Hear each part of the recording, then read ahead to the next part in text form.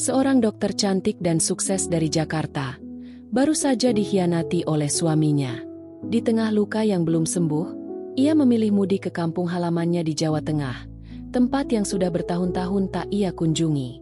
Ia hanya ingin menenangkan hati, tapi siapa sangka, takdir justru mempertemukannya dengan sosok pria sederhana yang mengubah hidupnya selamanya. Bagaimana kisah mereka bermula? Dan kejadian apa yang membuat sang dokter terperangah hingga meneteskan air mata? Jangan lewatkan cerita ini sampai habis.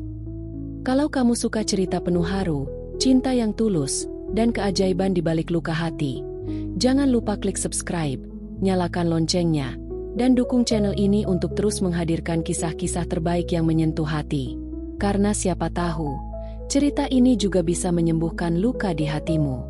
Dr. Citra Ayu Ningtyas berdiri mematung di depan jendela apartemennya di lantai 23, menatap langit Jakarta yang kelabu oleh asap dan kesibukan.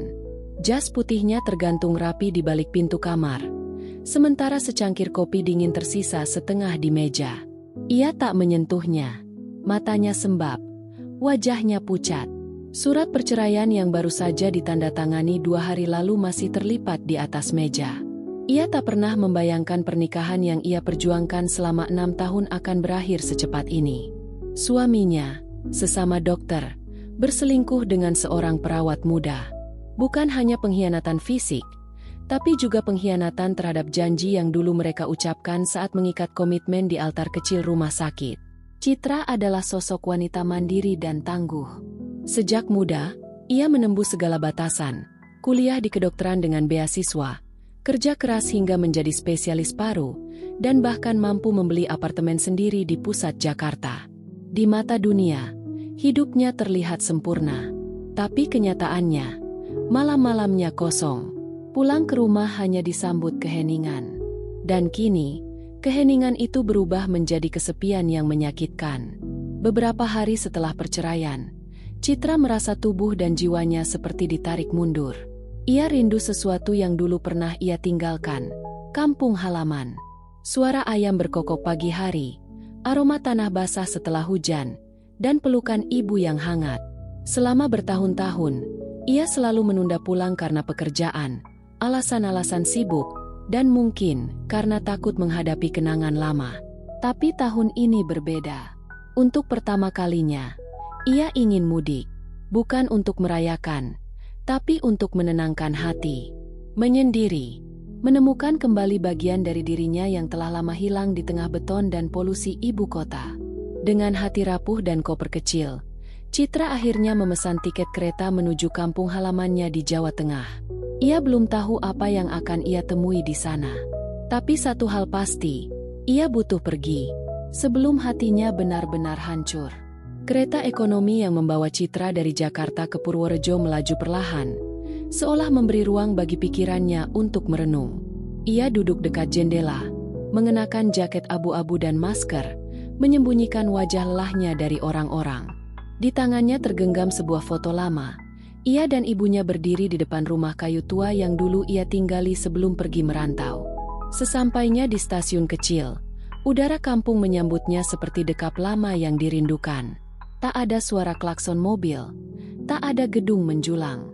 Hanya hamparan sawah, bau kotoran ayam, dan angin yang membawa aroma pepohonan. Ia menghela napas panjang. Untuk pertama kalinya dalam waktu yang lama, napas itu terasa utuh. Seorang tetangga lama yang masih mengenali Citra mengantarnya pulang menggunakan motor bebek tua. Rumah ibunya berdiri di ujung jalan tanah, diapit pohon mangga dan semak bunga sepatu yang mekar merah. Ket rumah sudah mengelupas, dinding kayunya tampak lapuk. Tapi bagi Citra, tempat itu adalah benteng terakhir hatinya. Saat ibunya membuka pintu, tubuhnya yang renta sedikit membungkuk, namun matanya tetap berbinar. "Citra," bisiknya, sebelum langsung memeluk putrinya yang ia rindukan bertahun-tahun. Pelukan itu bukan sekadar sambutan, melainkan doa panjang yang akhirnya dijawab. Citra tak kuasa membendung air mata. Hatinya yang hancur di Jakarta, perlahan dijahit kembali dalam pelukan seorang ibu. Hari-hari berikutnya, Citra menjalani hidup seperti warga desa biasa. Bangun pagi karena suara ayam jantan, menyapu halaman berdebu, dan membuat teh manis panas untuk ibunya di pagi hari. Ia mengenakan daster, berjalan kaki ke warung, menyapa tetangga yang tampak kaget tapi gembira melihatnya pulang. "Bu Dokter Wisbali, ya?" tanya seorang bapak tua di jalan. "Iya, Pak." Sekadar menenangkan hati, jawab Citra, tersenyum kecil. Di kampung, waktu berjalan pelan. Tidak ada jadwal padat, tidak ada rapat, tidak ada ruang IGD yang sibuk. Tapi ada yang jauh lebih berharga, ketenangan. Setiap malam, Citra duduk di serambi rumah sambil menatap bintang. Langit di kampung begitu bersih, tidak seperti di Jakarta. Di momen-momen itu, ia mulai bertanya, apakah benar hidupku selama ini bahagia? Atau hanya sibuk menghindari sepi? Dan ia belum tahu dalam kediaman kampung yang sederhana itu, takdir sedang menyiapkan pertemuan tak biasa, dengan seseorang yang tak pernah ia bayangkan bisa menyentuh hatinya. Citra sudah 3 hari berada di kampung, menjalani rutinitas yang sama. Pagi, menyapu halaman, lalu sarapan bersama ibunya, dan sore hari duduk santai di teras rumah sambil membaca buku. Hidup terasa lebih sederhana, dan meskipun hatinya belum sepenuhnya pulih, ia mulai merasa damai. Namun, ada satu hal yang tak bisa ia lupakan.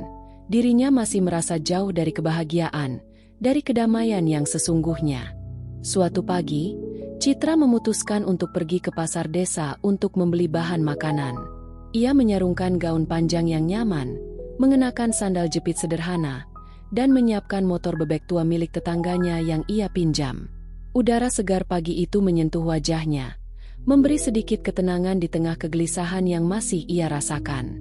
Namun, saat ia melaju di jalanan berbatu menuju pasar, tiba-tiba motornya mogok. Citra mencoba menyalakannya kembali, tapi percuma, mesinnya tak mau hidup. Dengan sedikit frustrasi, Citra mencoba mendorong motor itu. Namun, tanpa disadari, kakinya tersandung dan ia terperosok ke got kecil yang ada di pinggir jalan. Kakinya keseleo, dan motornya tak bisa digerakkan sama sekali. Ia terdiam, bingung dan sedikit kesakitan. Desakan perasaan frustasi itu begitu kuat, dan air mata hampir saja jatuh begitu saja. Namun, saat itulah seseorang muncul. Dari kejauhan, seorang pemuda desa berjalan perlahan, mengenakan kaos lusuh yang penuh keringat, dan membawa cangkul di pundaknya. Citra mengenali sosoknya. Joko, pemuda yang sering dia lihat bekerja di sawah atau membantu warga sekitar. Tubuhnya kurus namun berotot, kulitnya yang gelap terpapar matahari, dan wajahnya yang selalu tersenyum jujur. Saat Joko melihat Citra yang terjatuh, tanpa ragu ia langsung menghampiri. "Bu Dokter, ada apa?" tanya Joko dengan suara pelan namun penuh perhatian. Citra, yang tak menyangka akan ada seseorang yang peduli, mencoba tersenyum meski rasa sakit masih terasa di kakinya. "Motor saya mogok, dan saya terperosok ke got ini," jawabnya, canggung. "Tenang, saya bantu," jawab Joko. Lalu tanpa bertanya lebih lanjut, ia mengangkat Citra dengan hati-hati, menggendongnya menuju gubuk kecil yang tak jauh dari situ. Citra sempat terkejut, namun tak bisa menahan rasa haru. Joko, meskipun tidak banyak bicara, selalu ada di saat yang dibutuhkan. Begitu sampai di gubuk, Joko membersihkan luka kecil di kakinya dengan air kelapa dan daun sirih, cara tradisional yang sering digunakan warga desa. Citra tak bisa menyembunyikan rasa kagumnya. Di tengah kesederhanaan Joko, ada ketulusan yang luar biasa. Tangan-tangannya kasar karena kerja keras, tapi kelembutannya saat merawatnya menunjukkan sifat yang berbeda, penuh perhatian dan tanpa pamrih. Saat Joko kembali pergi setelah memastikan Citra merasa lebih baik, Citra masih terdiam di gubuk itu, menyadari bahwa ada sesuatu yang mulai menggetarkan hatinya. Untuk pertama kalinya, sejak perceraiannya, ia merasa dihargai bukan karena statusnya sebagai seorang dokter, tetapi karena siapa dirinya. Joko pergi begitu saja, tak ada kata-kata lebih lanjut, hanya senyuman singkat yang membuat Citra terdiam, merenung. Sosok pria sederhana ini, dengan segala kekurangannya, justru membuatnya merasa lebih hidup daripada yang pernah ia rasakan di Jakarta. Tanpa dia sadari, ia telah jatuh pada perhatian kecil yang membuat luka lama mulai sembuh. Setelah kejadian itu, Citra tidak bisa berhenti memikirkan Joko. Pemuda desa sederhana yang tidak banyak bicara, namun selalu hadir dengan tindakan nyata. Setiap hari, tanpa Citra minta, Joko datang ke rumah ibunya, menawarkan bantuan tanpa pamrih. Awalnya hanya memperbaiki genteng yang bocor, menebang rumput liar yang tumbuh di halaman, hingga memperbaiki pintu belakang rumah yang sudah lama rusak. Setiap kali Joko datang, Citra merasa ada sesuatu yang menarik perhatiannya. Bukan hanya karena Joko membantu ibunya tanpa mengharapkan imbalan, tetapi cara Joko berinteraksi dengan orang sekitar, dengan kehidupan yang penuh kesederhanaan, seakan mengingatkan Citra pada sesuatu yang telah lama ia lupakan. Di Jakarta, hidupnya dikelilingi oleh pekerjaan, status, dan kesibukan. Namun di sini, di kampung halamannya yang sepi, ia melihat ketulusan dalam bentuk yang tak pernah ia bayangkan sebelumnya. Suatu sore, saat Citra duduk di serambi rumah sambil memandang langit senja yang merona, Joko tiba-tiba muncul dengan sekeranjang buah durian yang baru dipetik dari pohon di kebun tetangganya. "Ibu pasti suka ini," katanya sambil tersenyum. Citra yang terkejut dengan kedatangannya, hanya bisa tersenyum tipis. "Terima kasih, Joko. Kamu selalu tahu apa yang ibu suka." Joko hanya mengangguk dan duduk di sampingnya tanpa banyak bicara. Suasana itu begitu tenang, jauh berbeda dengan hiruk-pikuk kota Jakarta. Ada kedamaian yang datang begitu saja, mengisi ruang hati Citra yang selama ini kosong. Setiap percakapan dengan Joko terasa ringan, tidak terbebani oleh masalah atau ekspektasi.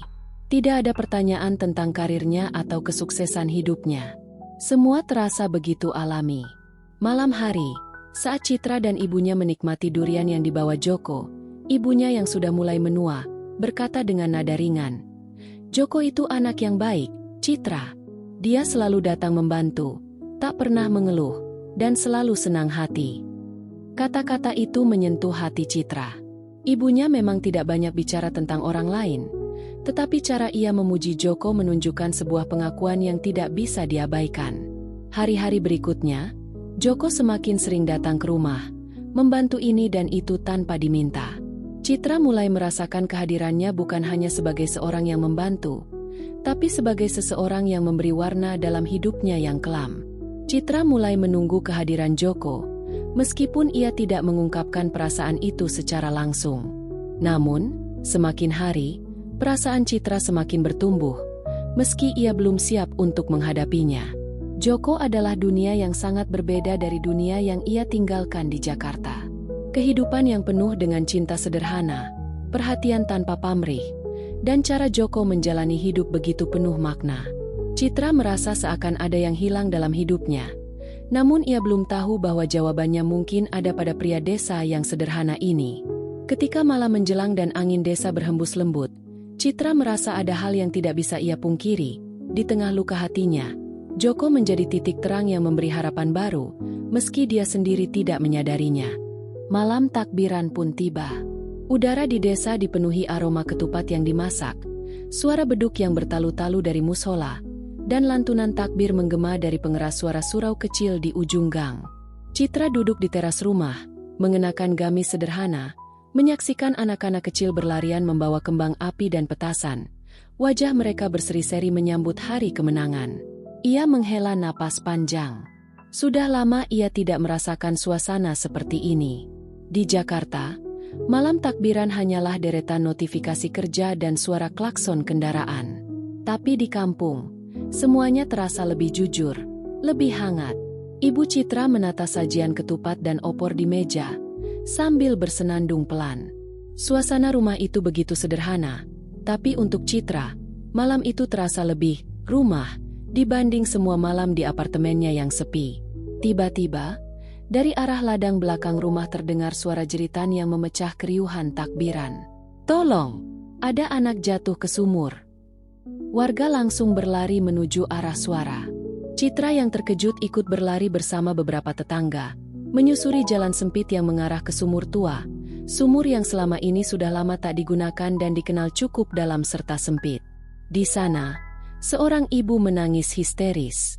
Anaknya, sekitar 5 tahun, terpeleset saat bermain dan tercebur ke dalam sumur. Orang-orang panik. Beberapa pria mencoba menyorot ke dalam, tapi tak ada yang berani turun. Lubang sumur itu terlalu sempit, terlalu curam, dan air di dasar sumur terlihat hitam pekat. Hingga tiba-tiba, Joko datang. Nafasnya masih ngos-ngosan karena berlari. Tanpa banyak tanya, ia langsung melepas bajunya dan berkata, "Bantu saya pegang tali." Ia mengikat tali tambang bekas jemuran di pinggangnya dan menuruni sumur gelap itu hanya bermodal senter kecil dan keberanian. Semua orang terdiam menahan napas. Citra berdiri di barisan paling depan.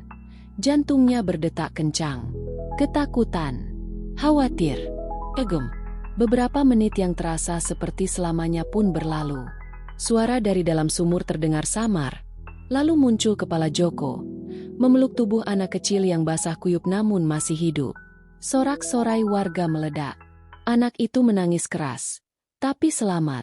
Sang ibu langsung memeluk anaknya dengan tangis syukur yang tak tertahan.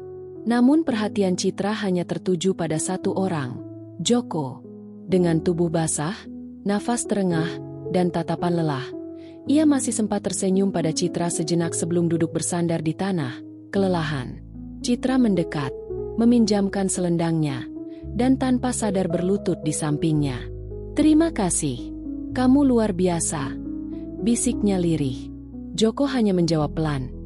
"Gak luar biasa, Bu. Saya cuma gak bisa diam saat ada yang butuh ditolong." Malam itu, di bawah langit yang penuh bintang dan gema takbir yang masih terdengar, hati Citra retak untuk alasan yang berbeda. Bukan karena sakit, tapi karena tersentuh. Tersentuh oleh keberanian, ketulusan, dan cinta dalam bentuk yang paling murni, tanpa kata cinta itu sendiri. Sejak malam takbiran itu, segalanya berubah. Bagi Citra, sosok Joko tak lagi sekadar pemuda desa yang sering membantu ibunya. Ia kini menjadi seseorang yang mengisi ruang kosong dalam hatinya, tanpa diminta. Tidak ada kata-kata cinta, tidak ada janji manis, hanya kehadiran yang konsisten, tulus, dan nyata. Hari-hari setelah Lebaran terasa lebih tenang, lebih berarti. Citra mulai sering berjalan-jalan pagi ke sawah hanya untuk melihat Joko dari kejauhan, mencangkul ladang atau membantu warga memperbaiki rumah. Setiap kali mereka bertemu, selalu ada senyuman kecil, sapaan ringan, dan kadang hanya saling pandang lalu saling diam. Tapi justru dalam diam itu, ada bahasa yang hanya hati mereka yang mengerti. Citra mulai memperhatikan hal-hal kecil. Bagaimana Joko selalu menunduk sopan saat bicara dengannya. Bagaimana ia menahan jarak agar tak memberi kesan mengganggu. Tapi ketika Citra butuh bantuan, ia selalu datang lebih cepat dari siapapun. Seolah-olah ia tahu lebih dulu sebelum diminta. Di sisi lain, Joko pun mulai merasakan hal yang tak pernah ia bayangkan. Ia hanyalah lelaki kampung, pekerja serabutan, dengan hidup yang tak punya banyak rencana. Ia tak pernah berani bermimpi bisa dekat dengan perempuan seanggun dan sepintar Citra. Tapi perasaan itu tumbuh. Dalam diam, dalam keraguan, dalam doa-doa yang ia bisikan saat sujud malam, agar jikapun tak berjodoh, setidaknya ia tetap bisa menjaga Citra dari kejauhan. Namun, hari demi hari berjalan cepat. Lebaran hampir usai. Dan bayang-bayang kepulangan Citra ke Jakarta mulai terasa seperti pisau pelan yang mengiris dada. Citra gelisah. Malam-malamnya kembali sepi. Tapi bukan karena sendiri, melainkan karena ketakutan. Takut kehilangan seseorang yang belum sepenuhnya ia miliki, tapi sudah terlanjur mengisi hatinya. Ia duduk di pinggir sungai suatu sore, menatap air yang mengalir pelan, saat Joko datang membawa sekeranjang singkong. "Buat ibu," katanya, "pengen bikin getuk." Katanya sambil duduk beberapa meter darinya. Citra menatapnya. Lama, ingin bicara, tapi tak tahu harus mulai dari mana. Joko pun hanya menatap sungai, membiarkan keheningan mengalir seperti air yang lewat. Dalam hati, keduanya tahu, sesuatu telah tumbuh. Tapi mereka juga sadar, mereka berasal dari dua dunia yang sangat berbeda. Satu dari jalanan sibuk penuh lampu dan kejaran ambisi. Satunya lagi dari tanah, lumpur, dan hidup apa adanya. Dan cinta, meski terasa, kadang tak cukup hanya dengan rasa. Citra mulai dihadapkan pada satu pertanyaan yang sulit. Apakah ia harus kembali ke kehidupan lamanya? Atau berani membuka lembaran baru di desa ini, bersama pria sederhana yang hatinya tak pernah menuntut apapun? Hari-hari usai lebaran berlalu dengan cepat. Suasana desa kembali normal. Takbir sudah berhenti menggema. Anak-anak kembali bermain di halaman, dan warga kembali ke ladang serta pasar. Namun di dalam hati Citra, justru badai mulai muncul. Ia tahu waktunya pulang ke Jakarta semakin dekat. Tiket kereta sudah dipesan ibunya diam-diam, karena sang ibu tahu, anaknya tak mungkin tinggal selamanya di kampung. Tapi benarkah begitu? Setiap malam, Citra menatap koper kecil di pojok kamarnya. Tak satu pun ia kemas. Dalam pikirannya, Jakarta kini hanya gedung-gedung sunyi, koridor rumah sakit yang dingin, dan apartemen kosong yang menunggu dengan dinginnya. Di sisi lain, kampung ini memberinya rasa hidup. Tapi ia juga tahu, tinggal bukan hal mudah. Ia akan dianggap turun derajat, mengorbankan karir, meninggalkan gelar, dan memulai dari nol. Lalu bagaimana dengan Joko? Pria itu bahkan tak pernah menyatakan apa-apa. Tak ada, "Aku suka kamu," atau "Jangan pergi." Ia hanya tetap seperti biasa, datang membantu, mengantar singkong, menebas rumput, dan duduk diam di samping Citra setiap sore seolah semua baik-baik saja. Hingga pagi hari sebelum keberangkatan, Citra memutuskan berjalan sendirian ke sawah. Udara masih basah oleh embun, dan bau tanah pagi menguar kuat. Ia ingin melihat Joko untuk terakhir kalinya. Tapi ia tidak ada. Kata tetangga, Joko sedang bekerja sebagai buruh angkut batu di proyek desa sebelah. Citra berdiri lama di pinggir jalan. Menunggu, mencari. Tapi ia sadar, mungkin memang bukan takdirnya. Sampai tiba-tiba, dari kejauhan terdengar suara langkah kaki dan helaan nafas berat. Joko muncul, membawa cangkul, keringat membasahi kaosnya. "Mau berangkat ya, Bu?" tanyanya lirih. Citra mengangguk pelan. "Iya, mungkin siang ini."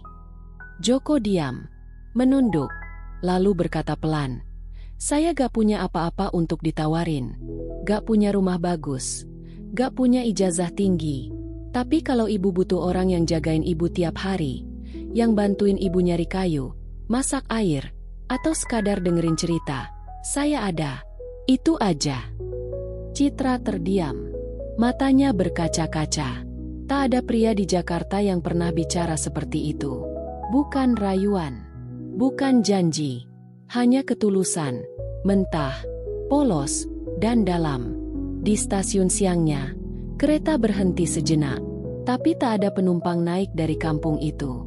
Seorang ibu tua berdiri sendirian di pinggir jalan, menatap ke arah rumahnya yang masih terbuka. Dan di halaman belakang rumah kayu itu, Citra duduk bersila, masih mengenakan daster, memanggang singkong di tungku tua bersama Joko. Kadang, hidup bukan soal kemana kita harus pergi, tapi siapa yang bersedia duduk di samping kita saat kita memutuskan untuk tinggal.